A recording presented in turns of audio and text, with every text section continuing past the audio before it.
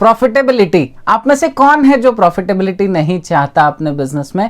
हर व्यक्ति अपने बिजनेस में प्रॉफिटेबिलिटी को चाहता है, प्रॉफिटेबिलिटी को बढ़ाना चाहता है और उसके लिए बहुत सारे एफर्ट्स लगाता है। प्रॉफिटेबिलिटी आती कहां से? प्रॉफिटेबिलिटी आती है आपकी डिसीजन मेकिंग से।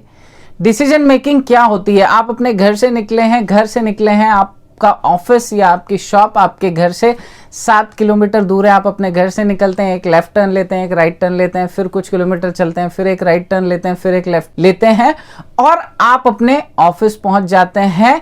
ये आपका डिसीजन है कि आप घर से निकले हैं, पहले आपने लेफ्ट लिया है, फिर राइट लिया है, फिर लेफ्ट लिया है, फिर राइट लिया है। अगर एक दिन आप घर से निकले और लेफ्ट की जगह राइट ले लेंगे तो क्या आप अपनी शॉप पे पहुंच पाएंगे? नहीं पहुंच पाएंगे, क्योंकि आपका लिया हुआ एक गलत डिसीजन आपको गलत डायरेक्शन में और ज्यादा दूर ले जा करके खड़ा कर देगा। इसी तरह बिजनेस में होता है। बिजनेस में हम डे बाय डे करते क्या हैं? पूरे दिन हम लोग करते क्या हैं? पूरे महीने हम लोग करते क्या हैं? पूरे साल हम लोग क्या करते हैं? हम ऐसे ही बहुत सारे छोटे छोटे से डिसीजंस लेते हैं और ये डिसीजन ही हमारे बिजनेस की प्रॉफिटेबिलिटी को डिराइव करते हैं। तो आपको ये समझना होगा कि मुझे डिसीजन को सही तरीके से लेना कैसे है। हम जब डिसीजन लेते हैं तो डिसीजन लेने के दो तरीके होते हैं। कुछ लोग होते हैं जो परसेप्शन के बेसिस पे डिसीजन लेते हैं और कुछ लोग एनालिसिस के बेसिस पे डिसीजन लेते हैं। अगर आप अपने बिजनेस डिसीजन को परसेप्शन के बेसिस पे लेते हैं तो बहुत ज्यादा हद तक ये जरूरी नहीं कि आप प्रॉफिटेबिलिटी की तरफ जाएंगे, ऐसा बिल्कुल भी जरूरी नहीं कि आप प्रॉफिटेबिलिटी की तरफ नहीं जाएं, बट उसके चांसेस बहुत कम होते हैं। पर वहीं पर अगर आप अपनी डिसीजन मेकिंग की जो प्रोसेस होती है उसको एनालिटिक्स के बेसिस पे रखते हैं, एनालिसिस के बेसिस पे रखते हैं, तो आपके चांसेस ज्यादा होते हैं किसी भी सिचुएशन को विन करने के लिए।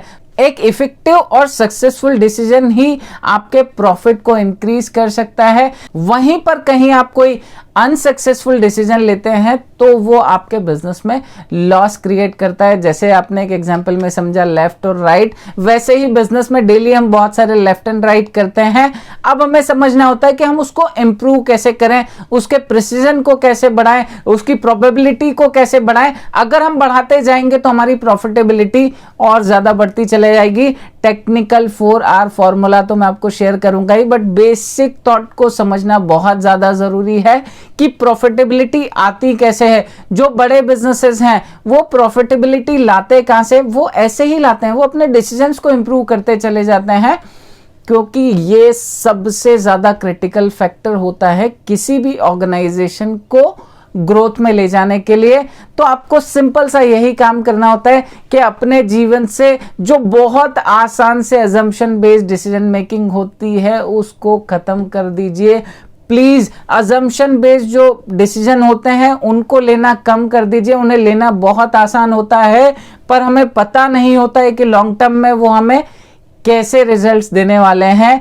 आपको एनालिसिस बेस्ड डिसीजन के लिए थोड़ी मेहनत करनी पड़ेगी, बट वहां पे आपकी सक्सेस की प्रोबेबिलिटी बहुत ज्यादा बढ़ जाती है। तो पहली चीज तो आप ये करना शुरू कर दीजिए। डिसीजन मेकिंग कैसे करना चाहिए, डिसीजंस को कैसे लिए जाता है, डिसीजन को कैसे बनाया जाता है, तो आपको ये समझना होगा कि अगर आपको एनालिटिक बेस्ड डिसीजन लेना है, एनालिसिस बेस्ड डिसीजन लेना है, आपके डिसीजन को के प्रिसीजन को इंप्रूव करना है, उसकी करेक्टनेस को इंप्रूव करना है, तो आपको क्या क्या करना होता है। कुछ छोटे छोटे से इंडिकेटर्स होते हैं जो आपको समझने होते हैं आपके बिजनेस के अंदर। आपके खुद के बिजनेस में ही आपके पास जो चीजें हैं उन्हीं में से आपको ये चीजें निकालनी होती है और उसके बेसिस पे डिसीजन लेना होता है। आइडेंटिफाई प्रॉफिट पर सेल। अपने प्रॉफिट को कैसे आप आइडेंटिफाई कर सकते हैं? हर माल जो आपने बेचा है उसमें आपका प्रॉफिट कितना है। आइडेंटिफाई कॉस्ट एंड एक्सपेंसेस पर सेल। आपका कॉस्ट जो है वो हर सेल के ऊपर निकलना चाहिए। हमें ये पता होता है कि 10,000 रुपए मुझे रेंट देना है महीने का, बट उसका एक प्रपोर्शन जो है वो आपकी एक सेल पे कितना आ रहा है ये भी आपको पता होना चाहिए। आपको पता होना चाहिए कि आपका yearly, quarterly, monthly, weekly, daily, hourly target क्या है। आपको कितना टारगेट वाइज बेचना है महीने में या साल में या दिन में या 1 घंटे में, ये आपको पता होगा तो आप प्लान कर पाएंगे। आपके पास बिजनेस का एक्यूरेट डेटा होना चाहिए। आप कितना खरीदते हैं, कब खरीदते हैं, क्यों खरीदते हैं, किससे खरीदते हैं, किसे बेचते हैं, सारी चीजें आपके पास बहुत ज्यादा अच्छे से अवेलेबल होना चाहिए ताकि आप उससे प्रॉपरली डिसीजन ले पाएंगे। आपके पास एक ट्रैकिंग मैकेनिज्म भी होना चाहिए, जो आपने बिजनेस डिसीजंस लिए हैं, ले रहे हैं या जो प्रीवियसली लिए हैं, उन डिसीजंस के रिजल्ट्स क्या हुए हैं ये आपके पास होना चाहिए। अक्सर हम लोग डिसीजन लेते हैं बट हमें बाद में कुछ डिसीजन याद रहते हैं जो बहुत अच्छे होते हैं, या कुछ याद रहते हैं जो बहुत ज़्यादा बुरे रहते हैं, बट जो ठीक ठाक कुछ अच्छा हो गया या ठीक ठाक कुछ बुरा हो गया वो हमें याद नहीं रहता। वो सारा कुछ डॉक्यूमेंटेड होना चाहिए, वो सारा कुछ आपके पास सिस्टम में अवेलेबल होना चाहिए ताकि आप उसे एनालाइज करके और अपने डिसीजंस को इंप्रूव कर पाएं। आपको यह भी समझना होगा कि आपके बिजनेस का ट्रेंड क्या चल रहा है, किस डायरेक्शन में जा रहा है। आप अगर 3 साल से बिजनेस कर रहे हैं तो वो डायरेक्शन किस डायरेक्शन में चले आ रहा है।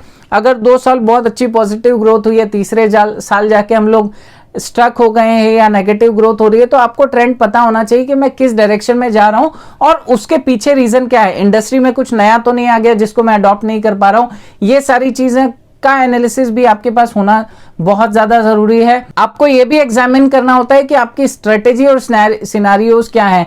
जो भी आपने स्ट्रेटेजी बनाई, स्ट्रेटेजी कुछ भी हो सकती है, आपने किराने की भी शॉप खोली है तो आपका कुछ स्ट्रेटेजी है कि इस जगह पे मैं पोजीशनिंग कैसे करूंगा, मैं ऐसा बोर्ड लगाऊंगा, मैं वैसा बोर्ड लगाऊंगा, मैं इस तरीके से बात करूंगा, पेमेंट के ये मोड्स दूंगा, इतना डिस्काउंट दूंगा। ये जो भी आपकी स्ट्रेटेजी है उस स्ट्रेटेजी को टाइम टू टाइम एग्जामिन करना बहुत ज्यादा जरूरी होता है, क्योंकि जब आप शॉप ओपन करते हैं तो बहुत एक्साइटेड होते हैं, बहुत सारी चीजें सोचते हैं, बहुत सारे लोगों से मिलते हैं, बहुत सारे दिमाग लगाते हैं और कुछ ना कुछ नया करते हैं, बट थोड़े समय बाद जैसी चीजें चलती है वैसे चलाने लग जाते हैं। और वहीं पे एक बड़ा सा कॉम्पिटिटर आता है जो हर दिन अपनी स्ट्रैटेजी को एग्जामिन करता है और आपसे आगे निकल जाता है। आपको ये आदत छोड़नी नहीं होगी। आप हर दिन अपनी शॉप को ऐसा मानिए कि आपने आज ही शुरू किया है, उसी एनर्जी के साथ सोचिए और उसी एनर्जी के साथ में सॉल्यूशन निकालते चले जाइए। सबसे लास्ट में एक चीज आपको समझनी होती है कि आपकी क्या क्या प्रॉब्लम्स आ रही हैं। हमारे साथ प्रॉब्लम आती है, अब बिजनेसमैन है, प्रॉब्लम तो आएगी ही और प्रॉब्लम को फटाफट से डील कर लेता है, बट हमें ये चीज रखना जरूरी है कि उन प्रॉब्लम्स का नोट हमारे पास रखें ताकि हम उसे पहले ही आइडेंटिफाई कर पाएं। कोई प्रॉब्लम अगर आने वाली है तो उसको पहले ही समझ जाएं। अगर हम प्रॉब्लम को पहले ही समझ जाएंगे तो उसका सॉल्यूशन के लिए भी हम लोग पहले से ही तैयार रहेंगे। तो अगर हम प्रॉब्लम के लिए पहले से तैयार हैं तो हमारे डिसीजन वैसे होंगे और डिसीजन में एक्यूरेसी आएगी जो हमारी सीधे सीधे प्रॉफिटेबिलिटी पे इफेक्ट डालेगी। लाइक, सब्सक्राइब और शेयर जरूर करें और बेल आइकन दबाना ना भूलें।